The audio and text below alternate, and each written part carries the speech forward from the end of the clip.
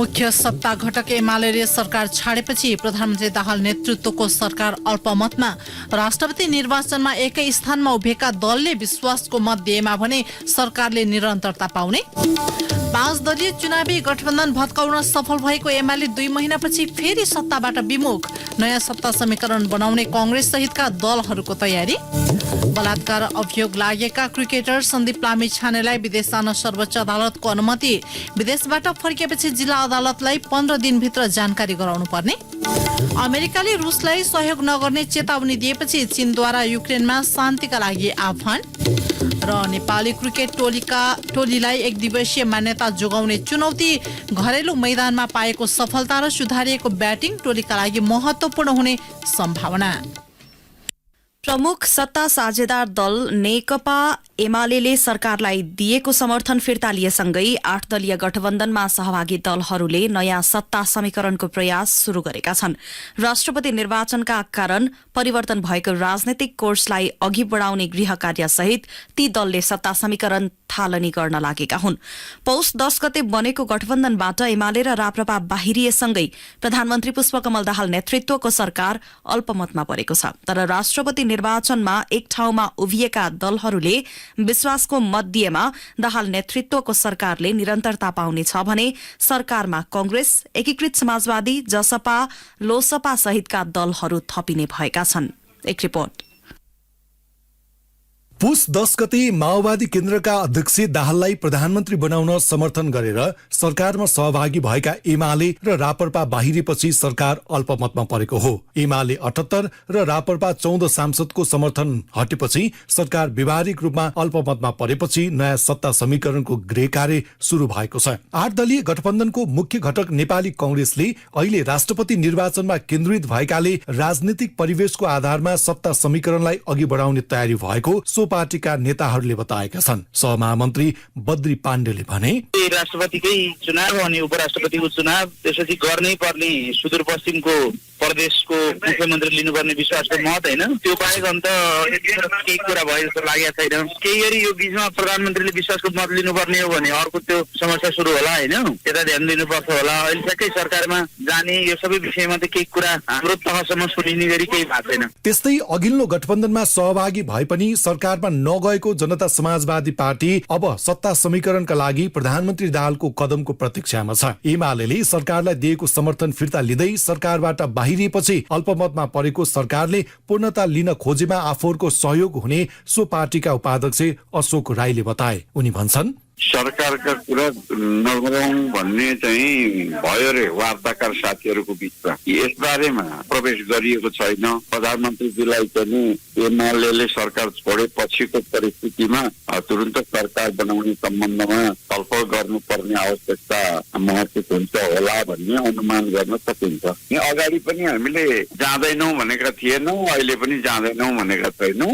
राष्ट्रपतिमा साझा उम्मेद्वार खडा गर्न मध्यमार्गी भूमिका खेलेको अर्को मुख्य घटक एकीकृत समाजवादीले तत्काललाई पार्टीमा कुनै छलफल नभए पनि राजनीतिक परिस्थिति फेरिएकाले सरकारमा सहभागी हुने सम्भावना बढेको बताएको छ। सो पार्टीका नेता किसान श्रेष्ठ एमाले सरकारबाट बाहिरिएसँगै प्रधानमन्त्री एक्लैले सरकार सञ्चालन गर्न कठिन हुने भन्दै छलफल सुरु हुने बताए। अहिले हाम्रो पार्टीको एक मात्र एजेन्डा छ, जसरी हुन्छ राष्ट्रपतिको चुनावमा पार्टीले गरेको निर्णय 8 दलको गठबन्धनको राष्ट्रपतिलाई जिताउने मात्रै एजेन्डा छ, अरू केही छैन। सरकारमा जाने विषयमा यहाँको छलफल चाहिँ भइरहेछ त्यसो भए? होइन, सरकारको विषय त अहिले निस्केकै छैन। नेकपा एमाले पनि समर्थन फिर्ता लियो, अब रापरपाले लिइसक्यो होइन। अब भनेपछि त अब सरकार त मन्त्रालय एउटै चलाउन नसक्ने होला, मान्ने नै होला यो त। 8 दलीय गठबन्धनमा सहभागी अर्को दल लोकतान्त्रिक समाजवादी पार्टीले सरकारमा सहभागी हुने मनसाय बनाएको छ। सो पार्टीका नेता सर्वेन्द्रनाथ शुक्लले सरकारमा जाने विषयमा यसअघि नै निर्णय भइसकेकाले कुन मन्त्रालय र कस्तो पोजिसनमा सहभागी हुने भन्ने बारेमा छिट्टै निर्णय गर्ने बताए। उनले भने पार्टीभित्र हामी जाने भन्ने कुरा कन्फर्म भइसकेका छौँ। अब कतिवटा मन्त्रालय को जाने यो कुरा चाहिँ राष्ट्रपतिको निर्वाचन पछि निर्णय हुने, तर अहिलेलाई चाहिँ हामी जाने भन्ने कुरा चाहिँ निर्णय भइसकेका छ। त्यो कुरो राष्ट्रपतिको चुनावमा सहभागी हुने, अब हामी लुम्बिनी र मध्य प्रदेश 2 ठाउँमा छौँ, केन्द्रमा छौँ। तीनै ठाउँमा हामी सरकारमा सहभागी हुने। यसअघिको 7 दलीय गठबन्धनमा सहभागी भए पनि सरकारमा नगएको नागरिक उन्मुक्ति पार्टी राष्ट्रपति निर्वाचनसम्म आइपुग्दा 8 दलको साझेदारीमा सहभागी भएको छ। राजनीतिमा आएको परिवर्तनसँगै अब बन्ने नयाँ सत्ता समीकरणमा पनि आफ्नो मागमा अडिग रहेको सो पार्टी तत्काल सरकारमा नजाने अडान राखेको छ। यसअघिको 7 दलीय गठबन्धनमा सहभागी भए पनि सरकारमा नगएको नागरिक उन्मुक्ति पार्टी राष्ट्रपति निर्वाचनसम्म आइपुग्दा 8 दलको साझेदारीमा सहभागी भएको छ। राजनीतिमा आएको परिवर्तनसँगै अब बन्ने नयाँ सत्ता समीकरणमा पनि आफ्नो मागमा अडिग रहेको सो पार्टी तत्काल सरकारमा नजाने अडान राखेको छ। सो पार्टीकी अध्यक्ष रञ्जिता श्रेष्ठले भन्छिन्, अहिले पनि हामी सरकारमा जाने तयारीमा छैनौँ। माग पूरा गर्ने प्रतिबद्धता भए पनि माग पूरा नभएसम्म चाहिँ हामी जाँदैनौँ। राष्ट्रपति निर्वाचनका लागि एकै ठाउँमा उभिएका 8 दल मध्ये कंग्रेसको 88, माओवादी केन्द्रको 32, जनता समाजवादी पार्टी जसपाको 12, एकीकृत समाजवादी पार्टीको 10, जनमत पार्टीको 6, लोकतान्त्रिक समाजवादी पार्टीको 4, नागरिक उन्मुक्ति पार्टीको 4 र राष्ट्रिय जनमोर्चाको 1 सिट छ। त्यसैले प्रधानमन्त्री दाहालले विश्वासको मत लिँदा उनीहरूको समर्थन प्राप्त भएमा 157 मत सहित सरकारले निरन्तरता पाउने देखिएको छ। त्यसमा 19 सीट रहेको राष्ट्रिय स्वतन्त्र पार्टीले समर्थन कायमै राखेको छ। रेडियो कान्तिपुरका लागि सन्तोष गन्धर्व। राष्ट्रपति निर्वाचनको संघारमा प्रमुख सत्तारूढ एमाले सरकारलाई दिएको समर्थन फिर्ता लिएको छ। सचिवालयको बैठकले पछिल्लो समय प्रधानमन्त्री पुष्पकमल दाहालको अभिव्यक्ति र पार्टीबाट सहभागी मन्त्रीहरूप्रति गरिएको व्यवहारका कारण सरकारलाई दिएको समर्थन फिर्ता लिँदै सरकारबाट बाहिरिने निर्णय भएको पार्टीका उपाध्यक्ष विष्णु पौडेलले बताउनुभयो। स्वेच्छाले सरकार नछाडेमा उहाँले या त सरकारबाट हटाउने वा चाहिँ बिना विभागीय मन्त्री बनाउने सम्मका अभिव्यक्तिहरू उहाँले गर्नु भइसकेपछि र सार्वजनिक रूपमा उहाँ चाहिँ नेकपा एमाले र नेकपा एमालेको सहभागिताका प्रति उहाँले सार्वजनिक रूपमा टिप्पणी गर्नु भइसकेपछि हामी यो सरकारमा रहिरहन उचित हुने देखेनौँ र यही विश्लेषणको साथमा सरकारबाट अलग हुने र सरकारलाई दिएको समर्थन पनि फिर्ता लिने निर्णय गरेको बेहोरा म यहाँलाई अवगत गराउन चाहन्छु। राष्ट्रपति निर्वाचनको सन्दर्भमा नयाँ गठबन्धन बनेपछि एमाले सरकार छोड्ने निर्णय गरेको हो। पौडेलले राष्ट्रपति निर्वाचनमा अर्को गठबन्धन बने पनि आफूले सरकारलाई दिएको समर्थन कायमै राखेको अवस्थामा प्रधानमन्त्रीको पछिल्लो व्यवहारले सरकारबाट हट्नै पर्ने बाध्यता भएको बताउनुभयो। उहाँले भन्नुभयो, राष्ट्रपतिको निर्वाचनको प्रसङ्गमा सहमति हुन नसके तापनि हामी चाहिँ यो अधैर्यतापूर्वक कुनै निर्णय गरिनहाल्ने, हामीले चाहिँ सरकारमा रहेर सरकारलाई सघाउने, सरकारमा रहेर काम गर्ने त्यो नै सोचमा हामीहरू थियौँ। त्यस अनुरूप नै हामीहरू अगाडि बढ्दै थियौँ। तर पछिल्ला दिनहरूमा प्रधानमन्त्रीले जुन ढङ्गले चाहिँ नेकपा एमाले र नेकपा एमालेका तर्फबाट प्रतिनिधित्व गर्नुभएका मन्त्रीहरू र समग्र सन्दर्भमा जुन खालको अभिव्यक्ति र व्यवहार गर्नुभयो, उहाँले सार्वजनिक रूपमा टिप्पणी गर्नु भइसकेपछि हामी यो सरकारमा रहिरहन उचित हुने देखेनौँ। सत्ता समीकरण परिवर्तन भएसँगै प्रधानमन्त्री दाहालले मानवाधिकार परिषदको बैठकमा जान लागेकी परराष्ट्र मन्त्री विमला राई पौडेललाई अन्तिम अवस्थामा रोकिएको भोलिपल्ट एमाले सरकार छाडेको हो। यसैबीच सरकारमा सहभागी भएका 8 जना मन्त्रीले प्रधानमन्त्री दाहाल समक्ष राजीनामा बुझाएका छन्। सरकार छाडेसँगै एमाले अब प्रमुख प्रतिपक्षी दलको हैसियतमा रहने भएको छ। 5 दलीय चुनावी गठबन्धन भत्काउँदै पुस 10 गते नयाँ समीकरण बनाएर सत्तामा फर्किएको एमाले अन्ततः राष्ट्रपति निर्वाचनको संघारमा आएर सत्ताबाट बाहिरिएको हो। यता प्रतिनिधि सभाको चौथो ठूलो शक्ति राष्ट्रिय स्वतन्त्र पार्टी रासपाले सरकारलाई दिएको समर्थन कायम राख्ने भएको छ। पार्टीको केन्द्रीय कार्यालयमा बिहान बसेको केन्द्रीय समितिको बैठकले सरकारको समर्थन कायम राख्ने निर्णय गरेको हो। राष्ट्रपतिमा कसलाई सहयोग गर्ने भन्नेबारे भने अझै निर्णयमा नपुगेको पार्टीका सहमहामन्त्री कविन्द्र बुर्लाकोटीले जानकारी दिनुभयो। नेपालको राजनीतिमा अर्को घटनाक्रम नभएसम्म यो चाहिँ उपयुक्त समयसम्म हाम्रो सरकारलाई दिएको समर्थन चाहिँ कायम रहन्छ। हामीले अहिले सरकारलाई दिएको समर्थन फिर्ता लिने सम्बन्धमा निर्णय गरेका छैनौँ। नागरिकता विवादका कारण सभापति रवि लामिछानेको सांसद पद खारेज भएपछि उत्पन्न विवादका बीच राष्ट्रिय स्वतन्त्र पार्टीले सरकार छाडेको थियो। कान्तिपुर डायरीमा अब ब्रेकको पालो। कान्तिपुर डायरीमा अब बाँकी प्रसंग। प्रमुख सत्ता साझेदार नेकपा एमाले सरकारलाई दिएको समर्थन फिर्ता लिएसँगै पुष्पकमल दाहाल नेतृत्वको सरकार अल्पमतमा परेको संविधानविदहरूले बताएका छन्। प्रधानमन्त्री नियुक्तिका लागि मत दिएका प्रमुख दुई दल एमाले र राप्रपा समर्थन फिर्ता लिँदै बाहिरिएपछि विश्वासको मतका आधारमा सरकार बहुमतमा भएको भन्न नमिल्ने संविधानविदको भनाइ छ। संविधानविद विपिन अधिकारीले दाहाल नेतृत्वको सरकार अल्पमतमा परेकाले विश्वासको मत लिनु बाहेकको विकल्प नभएको बताउनुभयो। उहाँले भन्नुभयो, प्रधानमन्त्री अल्पमतमा पर्नु भएको छ। अहिले फेरि के छ भने अधिवेशन चालु छ। त्यस हुनाले अब प्रधानमन्त्रीले जबसम्म विश्वासको मत लिनुहुन्न तबसम्म उहाँले चाहिँ संसदीय काम कारबाहीमा सरकारका तर्फबाट गरिने काम कारबाहीबाट अलगिनुपर्छ। अब संसदको कुनै पनि सरकारी काम कारबाहीहरू रोक्नु बाहेक विकल्प छैन। पहिले त अब विश्वासको मत नै लिनु पर्यो, अनि जब प्रधानमन्त्रीले आफू सुरक्षित भएको देखिनुहुन्छ अनि मात्र अन्य प्रक्रियाहरू उहाँले सुरु गर्न सक्नुहुन्छ। त्यसको लागि चाहिँ उहाँले एमाले सरकारबाट फिर्ता लिएको घोषणा गरेको दिनदेखि लिनु पर्यो या राप्रपाले फिर्ता गरेको दिनदेखि? मलाई लाग्दछ उहाँले पहिलो एक्जाम्पल नै काफी छ। उहाँलाई पहिलोको हकमा चाहिँ अब हामीसँग बहुमत छँदैछ भन्ने एउटा कुतर्क धेरै मान्छेले, तर अहिले त कुतर्कको कुरो भएन। अब त साँच्चीकै बहुमत छैन र हिजो नेपाली कांग्रेसले दिएको जुन बहुमत थियो त्यो त समर्थन मात्र हो, त्यो सरकारमा सत्ता साझेदारीता होइन। त्यस हुनाले अब प्रधानमन्त्रीको विकल्प भनेको विश्वासको मत मात्र हो। सत्ता सहयात्री दलले समर्थन फिर्ता लिएकाले प्रधानमन्त्री दाहालले 1 महिनाभित्र विश्वासको मत लिनुपर्ने भएको छ। प्रधानमन्त्री निकट नेताहरूका अनुसार उहाँले राष्ट्रपति र उपराष्ट्रपति निर्वाचनपछि विश्वासको मत लिने तयारी गर्नुभएको छ। सत्ता केन्द्रित राजनीतिका कारण मुलुकको स्थायित्वमाथि प्रश्न उठिरहेका बेला प्रधानमन्त्री पुष्पकमल दाहालले सुशासन र विकास वर्तमान सरकारको मुख्य प्राथमिकता भएको दावी गर्नुभएको छ। एमालेसँगको सत्ता गठबन्धन गरेको 2 महिना र केही दिनपछि राष्ट्रपति निर्वाचनका लागि कांग्रेससँग सहकार्य गरेका प्रधानमन्त्री दाहालले सरकारको प्राथमिकता सुशासन र विकास भएको बताउनु भएको हो। विकास हाइड्रोको विद्युतीय माध्यमबाट उद्घाटन गर्दै उहाँले भन्नुभयो, सरकारको प्राथमिकता भनेको सुशासन र विकास नै हामीले भनेका छौं। यद्यपि राजनीतिक स्थिरता कायम गर्ने कुरा नेपालमा प्राय चुनौती हुने गरेको छ, तर यो पटक त्यस्तो हुँदैन भन्ने हाम्रो विश्वास छ र हामीले अब सुशासन, सामाजिक न्याय र विकासका काममा केन्द्रित भएर लाग्नेछौं। यो वर्ष चुनावी वर्षका रूपमा बितेको उहाँको भनाइ थियो। अब राष्ट्रपति र उपराष्ट्रपतिको निर्वाचन सकिएपछि निर्वाचन प्रक्रिया 5 वर्षका लागि सकिने र यसले संविधान कार्यान्वयन प्रक्रिया र विकास निर्माणलाई गति दिन नयाँ आधार तयार हुने प्रधानमन्त्री दाहालको भनाइ थियो।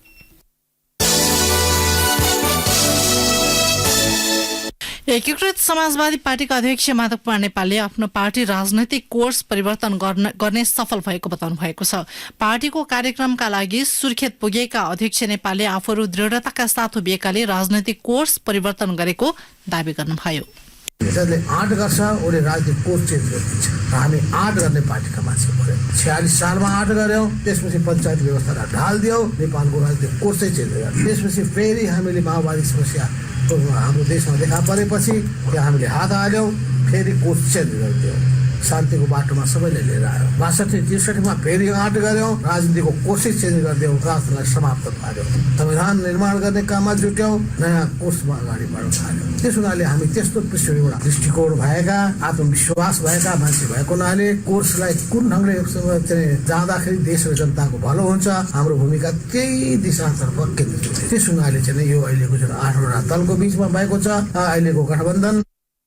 पछिल्लो समय नेपालको राजनीति अनेकौं मोडबाट गुज्रिँदै आएको उहाँको भनाइ थियो। कम्युनिस्ट दलहरू बीचको एकतालाई लिएर विभिन्न चरणमा वार्ता भए पनि सहमति नजुटेको उहाँले उल्लेख गर्नुभयो।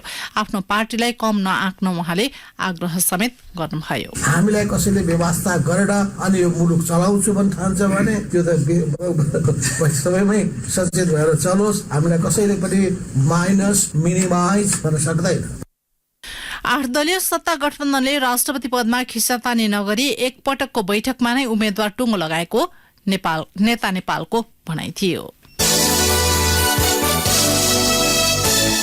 सर्वोच्च अदालतले क्रिकेटर सन्दीप लामिछानेलाई धरौतीमा छोड्ने उच्च अदालत पाटनको निर्णय सदर गरेको छ। उच्च अदालतले उनलाई विदेश जान लगाएको रोक भने सर्वोच्चले फुकुवा गरिदिएको छ। उच्च अदालतको आदेश विरूद्ध महान्यायाधिवक्ता कार्यालयले सर्वोच्चमा निवेदन दिएको थियो।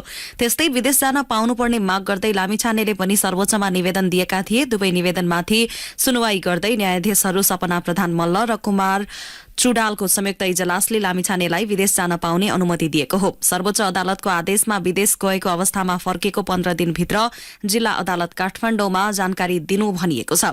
लामिछानेले विश्वकप लीग 2 अन्तर्गतको श्रृंखलाका लागि खेल्न पाऊँ भनी गत बिहीबार सर्वोच्चमा रिट दायर गरेका थिए। बलात्कार आरोप लागेका लामिछानेलाई 20 लाख रुपैयाँ धरौटीमा छाड्ने आदेशसँगै उच्च अदालतले विदेश जान रोक लगाएको थियो। उच्च अदालतको आदेशलाई सर्वोच्चले खुकुलो बनाइदिएको हो। अब कान्तिपुर सविस्तारको पालो। कान्तिपुर सविस्तार। नेपाली राष्ट्रिय क्रिकेट टोलीका लागि सबैभन्दा ठूलो चुनौती र लक्ष्य भनेकै एक दिवसीय अन्तर्राष्ट्रिय मान्यता जोगाउनु हो। घरेलु भूमिमा आयोजना भएको आईसीसी विश्वकप लीग 2 अन्तर्गत नामिबिया र स्कटल्याण्ड सम्मिलित त्रिकोणात्मक ओडीआई सिरिज क्लिन स्वीप गरेको नेपालको मनोबल उच्च छ। लीग 2 अन्तर्गत नेपालले अन्तिम 2 त्रिकोणात्मक ओडीआई सिरिज खेल्न शुरू गरेको छ। आन्तरिक विवादले घेरिएको नेपाली क्रिकेटका लागि एउटा सुखद पक्ष भनेको ब्याटिङमा सुधारिएको प्रदर्शन हो, जसको भरमा अब नेपालले एक दिवसीय मान्यतालाई निरन्तरता दिनुपर्नेछ। नेपाल टी20 लीगका कारण सिर्जित विषम परिस्थितिका कारण मैदान बाहिर नेपाल क्रिकेट संघ क्यान विवादित र आलोचित छ। बेथितिले अस्तित्व नै धरापमा पर्न सक्ने सम्मको परिस्थिति बनेको देखिन्छ। नाबालिग बलात्कारको आरोपमा मुद्दा खेपिरहेका खेलाडी सन्दीप लामिछानेलाई मुद्दाको छिनोफानो नै नभई राष्ट्रिय टोलीमा स्थान दिँदा संघ थप विवादित बनेको छ। मैदानभित्र देखा परेका चुनौती झन गम्भीर प्रकृतिका छन्। नेपाली राष्ट्रिय क्रिकेट टोलीले अब आईसीसी विश्वकप लीग 2 अन्तर्गतका 2 श्रृंखलाका 8वटा म्याच खेल्दैछ। ती खेल मध्ये कम्तीमा 5 खेल जित्न नसके नेपालको एक दिवसीय अन्तर्राष्ट्रिय मान्यता धरापमा पर्नेछ। 8 मध्ये 7 खेल जिते नेपालले सिधै 2023 मा जिम्बाब्वेमा हुने आईसीसी एक दिवसीय विश्वकप छनौट खेल्नेछ। शीर्ष 5 मा पर्न सके नेपालले ओडीआई मान्यता प्राप्त गर्नेछ। शीर्ष 5 मा पर्न नसकेको अवस्थामा भने नेपालले क्वालिफायर प्लेअफ खेल्नुपर्ने हुन्छ। क्वालिफायर प्लेअफ विश्वकप छनौट खेल्ने अर्को प्रतियोगिता हो। प्लेअफ खेल यसै वर्ष नामिबियामा हुनेछ। क्वालिफायर प्लेअफमा पनि शीर्ष 4 मा पर्न नसके आगामी 4 वर्षका लागि नेपालको ओडीआई मान्यता गुम्नेछ। यही फागुन 2 देखि 9 गतेसम्म घरेलु भूमिमा आयोजना भएको आईसीसी विश्वकप लीग 2 अन्तर्गत नामिबिया र स्कटल्याण्डसँगको त्रिकोणात्मक ओडीआई सिरिजमा 4 खेल जितेको नेपालको मनोबल उच्च छ। घरेलु मैदानमा गरेको प्रदर्शनलाई निरन्तरता दिने हो भने नेपालले एक दिवसीय मान्यता कायम राख्ने राष्ट्रिय क्रिकेट टोलीका पूर्व कप्तान पवन अग्रवाल बताउँछन्। उनी भन्छन्, कन्टिन्युअस 8वटा 10वटा म्याच जित्न भन्ने कुरो चाहिँ अलिकति ल अफ एभरेजले पनि त्यति सजिलो हुँदैन। त्यसकारणले अलिकति गाह्रो हो। तर राम्रो कुरो के भएको छ भने होम सिरिजमा हाम्रो टिमले निकै राम्रो प्रदर्शन गरेको छ। स्पेशली ब्याटिङमा चाहिँ नि अलिकति आश देखिएको छ। जुन हिसाबले हामीले रन चेजहरू गरेका छौँ होम ग्राउन्डमा, त्यो चाहिँ एउटा पोजिटिभ आएको अहिले टिमको। त्यही मोमेन्टम क्याम राखे भने युए को पिचेजहरू पनि ब्याटिङ फ्रेन्डली नै हुन्छ होला जस्तो लाग्छ। त्यो एउटा ठूलो आश चाहिँ जगाएको छ। होम ग्राउन्डमा भएको सिरिजमा नेपालले लगातार 4 खेल जितेपछि शीर्ष 5 मा पर्दै सोझै ओडीआई मान्यता प्राप्त 8 मध्ये 7 खेल जित्नुपर्ने भएको हो। नामिबिया र युएई बीच फेब्रुअरी 23 र 25 मा भएको खेलमा 1 खेल युएई र अर्को खेलमा नामिबिया विजयी भएपछि सो समीकरण बनेको छ। नेपालले सबै खेल जित्दा 42, 7 खेल जित्दा 40 र 6 खेल जित्दा 38 अङ्क हुन्छ। 38 अङ्क शीर्ष 3 मा पर्न पर्याप्त हुने छैन, किनभने नामिबियाको 39 अङ्क छ। त्यसैले नेपालले 8 मध्ये 7 खेल जितेको खण्डमा शीर्ष 3 मा पर्नेछ। घरमा भएको सिरिजमा सुधारिएको प्रदर्शन गरेको नेपालले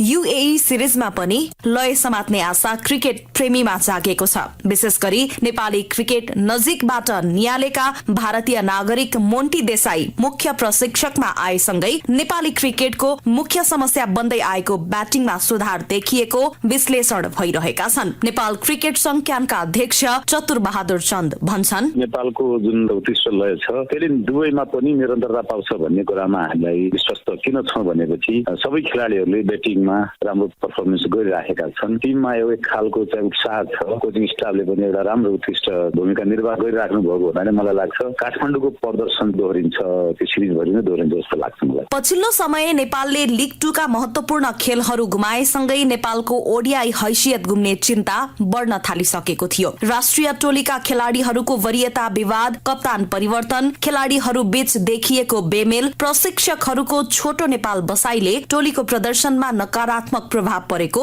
देखिएको थियो। यस्तोमा स्कटल्याण्ड र नामिबियाको पछिल्लो लीग 2 भ्रमणमा नेपालले राम्रो परिणाम ल्याउन नसकेपछि अन्तिम खेलहरूमा नेपाल दबावमा पर्न गएको हो। लीग 2 अन्तर्गत नामिबिया र स्कटल्याण्डसँग 2वटा त्रिदेशीय सिरिजमा नेपालले खेलेका 8 खेलमा 3 अङ्क मात्र बटुल्न सक्यो, जुन नेपालले खेलेका सिरिजहरू मध्ये अहिलेसम्मकै खराब प्रदर्शन रह्यो। तर नामिबिया र स्कटल्याण्ड बीचको सिरिजको बदला नेपालले घरेलु भूमिमा लिन सफल भयो। नेपालले अब 4 खेल पपुवा न्युगिनी र बाँकी 4 युएई सँग खेल्नेछ। पपुवा न्युगिनी विश्वकप लीग 2 मा सबैभन्दा कमजोर प्रदर्शन गर्ने टिम हो भने युएई पछिल्लो सिरिजमा नेपाललाई घरेलु भूमिमै टक्कर दिने टिम हो। यसकारण नेपालले टिकेर खेल्नुपर्ने चुनौती छ। क्रिकेट जानकार विराट जंग रायमाझी भन्छन्, नेपाललाई चाहिँ अब टप 5 मा पर्नु चाहिँ त्यति चुनौतीपूर्ण छैन। प्रतिद्वन्दी हेर्दाखेरि पनि पपुवा न्युगिनी विश्वकप लीग 2 मा सबभन्दा कमजोर प्रदर्शन गर्ने टिम हो। घरेलु सिरिजमा पनि नेपालले पपुवा न्युगिनीसँग खेल्न बाँकी नै रहेको अवस्थामा, तर युएई चाहिँ फेरि एकदमै राम्रो टिम पनि हो। त्यसमा चाहिँ आफ्नै घरेलु मैदान पनि छ। त्यति सजिलो ब्याटिङ विकेट पनि नेपालले पाउने छैन। अलिकति चुनौती चाहिँ नेपालको लागि हुनेछ। ब्याटिङ टेस्ट चाहिँ हुनेछ यो सिरिजमा। तुलनात्मक रूपमा युएईसँगको खेल चाहिँ अलिकति च्यालेन्जिङ पनि हुन्छ, किनकि युएई एकदम एक्सपिरियन्स टिम पनि हो। नेपालमै आएर पनि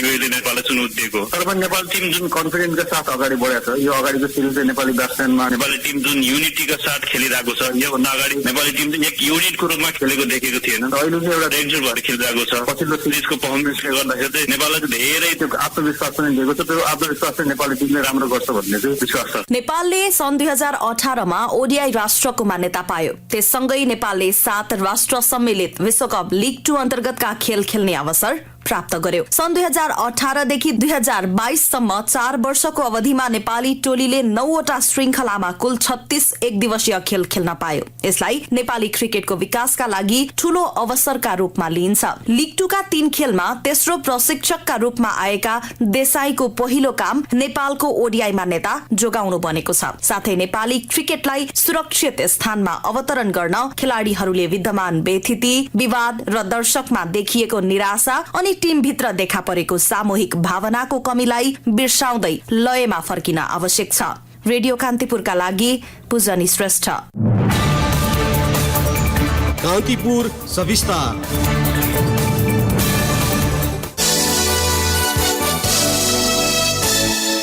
बाल यौन दुरूपयोगको अभियोगमा सफाई पाएका अभिनेता पल शाह आज रिहाई भएका छन्। पूर्वी नवलपरासी जिल्ला अदालतबाट दोषी ठहर भएका शाहलाई उच्च अदालत पोखराले हिजो सफाई दिएको थियो।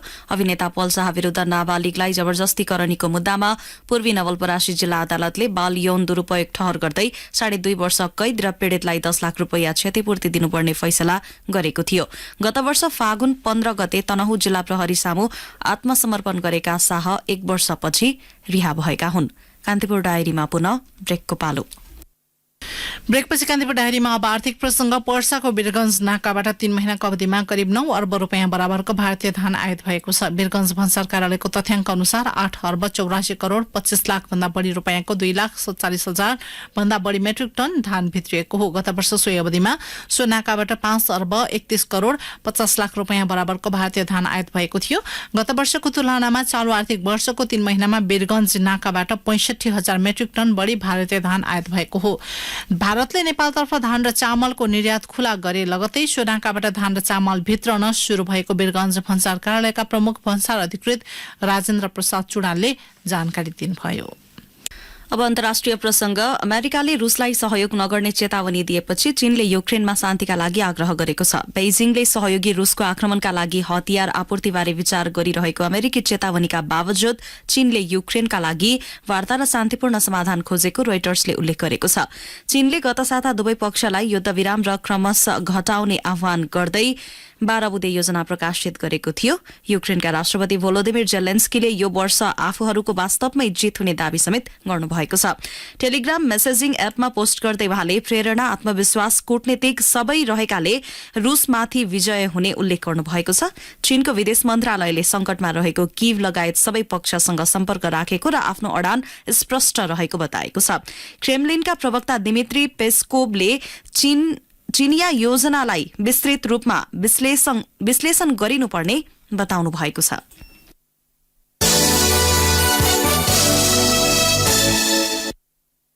अब खेल प्रसंग नेपालले आईसीसी अन्डर-19 विश्वकपको एसियाली छनौटमा लगातार तेस्रो जित हात पारेको छ। युएको मलेक क्रिकेट ग्राउन्डमा हङकङलाई 9 विकेटले पराजित गर्दै नेपालले अन्डर-19 विश्वकपमा छनौट हुने सम्भावना कायम राखेको हो।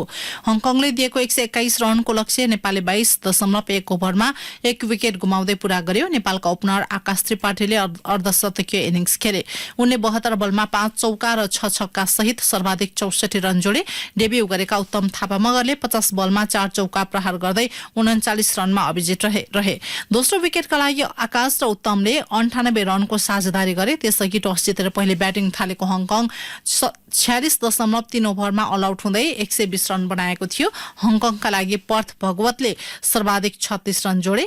नेपालका हेमन्त धामीले 3, सुभाष भण्डारी र आकाश चन्दले समान 2 तथा दिपेश कणेले 1 विकेटले नेपालले यसअघिका खेलमा सिंगापुर र कुवेतलाई पराजित गरेको थियो। नेपालले अब भोलि मलेसिया र फागुन 18 मा युएईसँग खेल्नेछ। यता युएईमै जारी विश्वकप क्रिकेट लीग 2 को त्रिकोणात्मक एक दिवसीय अन्तर्राष्ट्रिय सिरिजको पहिलो खेलमा नेपालले पपुवा न्युगिनीलाई 4 विकेटले पराजित गरेको छ। युएई स्थित दुबई अन्तर्राष्ट्रिय क्रिकेट रंगशालामा आज भएको खेलमा नेपालले टस जितेर फिल्डिङ रोजेपछि ब्याटिङको निम्तो पाएको पपुवा न्युगिनीले निर्धारित ओभरमा 9 विकेट गुमाउँदै 203 रन बनाएको थियो। 204 रनको विजयी लक्ष्य पछ्याएको नेपालले 45.2 ओभरमा 6 विकेट गुमाउँदै जित हात पारेको हो। नेपालको जितमा कुशल भुर्तेलले 56 रनको योगदान गरे। त्यस्तै आसिफ शेखले 44 रन जोडे। अन्त्यमा बुलेटिनका प्रमुख प्रसंग पुनः एकपटक। मुख्य सत्ता घटक एमाले सरकार छाडेपछि प्रधानमन्त्री दाहाल नेतृत्वको सरकार अल्पमतमा राष्ट्रपति निर्वाचनमा एकै स्थानमा उभिएका दलले विश्वासको मत दिएमा भने सरकारले निरन्तरता पाउने। 5 दलीय चुनावी गठबन्धन भत्काउन सफल भएको एमाले 2 महिनापछि फेरि सत्ताबाट विमुख। नयाँ सत्ता समीकरण बनाउने कांग्रेस सहितका दलहरूको तयारी। बलात्कार अभियोग लागेका क्रिकेटर सन्दीप लामिछानेलाई विदेश जान सर्वोच्च अदालतको अनुमति। विदेशबाट फर्किएपछि जिल्ला अदालतलाई 15 दिनभित्र जानकारी गराउनु पर्ने। अमेरिकाले रुसलाई सहयोग नगर्ने चेतावनी दिएपछि चीनद्वारा युक्रेनमा शान्तिका लागि आह्वान। र नेपाली क्रिकेट टोलीलाई एक दिवसीय मान्यता जोगाउने चुनौती। घरेलु मैदानमा पाएको सफलता र सुधारिएको ब्याटिङ टोलीका लागि महत्वपूर्ण हुने सम्भावना। हौस् त यिनै प्रसङ्गसँगै कान्तिपुर डायरीको यो बुलेटिन यही सकिन्छ। राति 8 बजे सेक्युरिटी एन्ड क्राइम डायरी हुनेछ। पूजनी र म पार्वता आज्ञा माग्छौं। नमस्कार।